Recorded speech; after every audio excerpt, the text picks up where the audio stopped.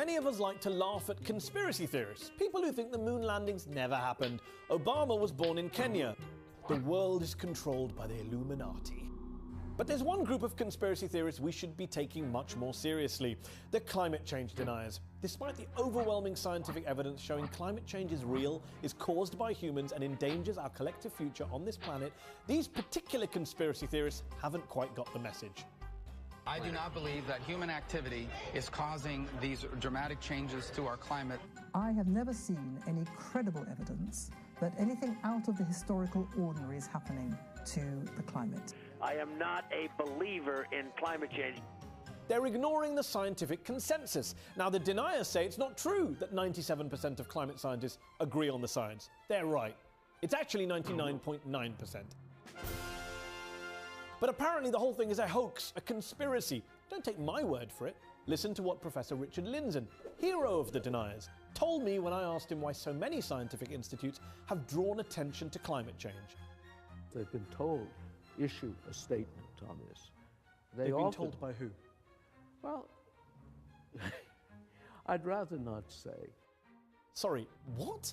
Are we seriously expected to believe that the hundreds of organizations and individuals warning about the danger of climate change, including the United Nations, the World Health Organization, the World Meteorological Organization, NASA, the Pentagon, at least 36 Nobel laureates, and the National Academies of Science of more than 60 different countries, including China, Russia, Mexico, Japan, Brazil, Indonesia, the UK, the US, have all got together in secret to conspire, collude, and dupe the people of the world on the say-so of some unnamed shadowy force? Think about it. That's what would have to be true in order for climate change not to be true. Unfortunately, Lindzen isn't alone. It's very, very cold out, very unseasonal. So here, Mr. President, catch this. What the snowball-flinging former chairman of the Senate Environment Committee and other deniers don't seem to understand is weather is not the same thing as climate. Oh, and while we're on the subject, 14 of the 15 warmest years on record have occurred since 2000. Look, other conspiracy theorists make fools of themselves, but they don't harm anyone else. That isn't the case here, because climate change costs lives, and so climate change deniers are undermining the battle to save those lives and to protect our planet. They may be nuts, but it's still no laughing matter.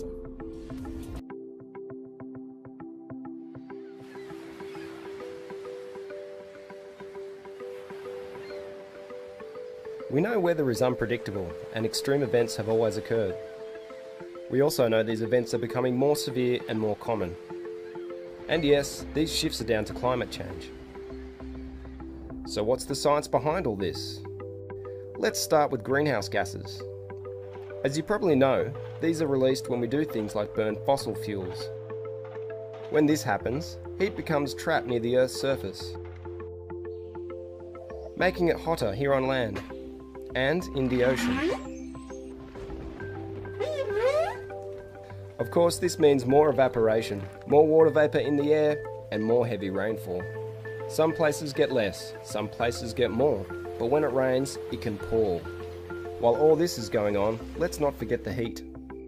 Hotter days mean higher fire risk, especially in drought-prone areas. This extra heat expands the ocean and also melts the polar ice caps, ice sheets and glaciers. Sea levels rise, increasing the risk of coastal flooding. The dice are now loaded towards more extreme weather. And do you know what that means for Australians? We've lost homes, ecosystems, livelihoods and loved ones.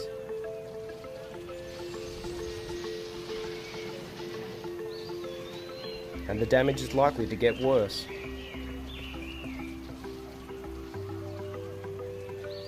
So what can we do?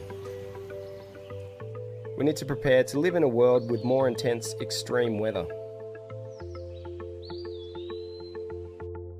This is the critical decade to shape the world we live in and stabilise our climate, protecting our children and grandchildren. Piece that everybody needs to get. You're looking at the jet stream, this band of winds that goes around the planet in the northern hemisphere. There's a similar band in the southern hemisphere. We're all used to watching the Weather Channel, and we watch the weather go across from west to east. and it is the jet stream that drives our weather, okay? This is the most hotly discussed issue in atmospheric science right now because something is happening to the jet stream. You saw how we are losing huge volumes of Arctic ice. What drives the jet stream is the difference in temperature between the cold, cold Arctic and the warm temperate zone, okay? Now we're losing the ice in the Arctic, so instead of being 10 degrees Fahrenheit, 20 degrees below, 40 degrees below, you've got 32-degree ocean water and warmer in places that were formerly frozen. That driver for the jet stream, that temperature differential, has become less. What we're seeing is that the jet stream flow is in effect slowing down, and it's starting to meander. And these big meanders have a tendency to get stuck.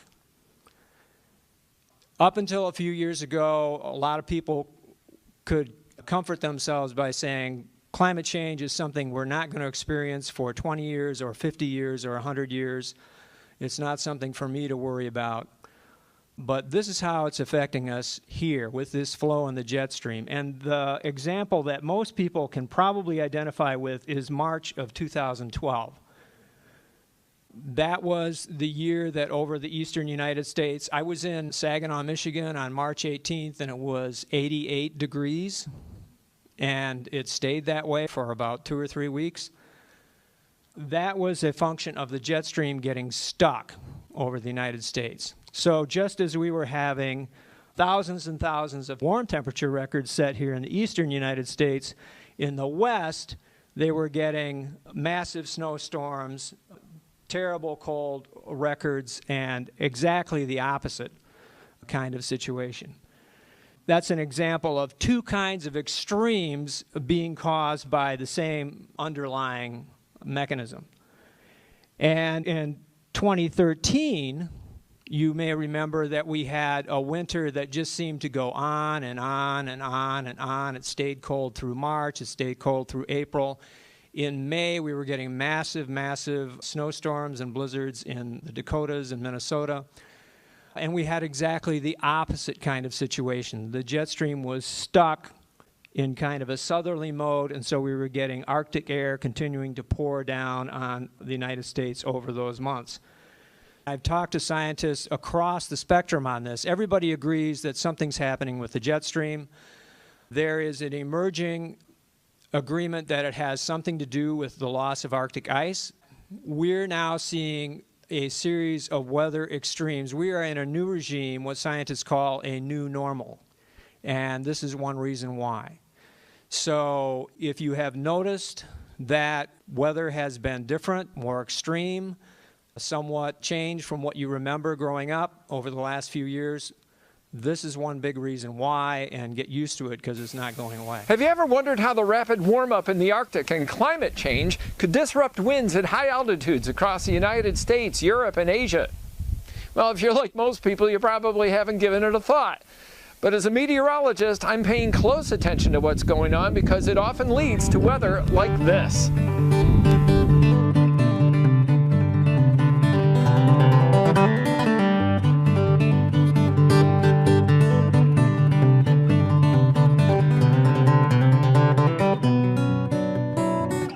There's no place on Earth where the climate is changing as fast as it is here. You've probably seen pictures like this of Alaskan glaciers.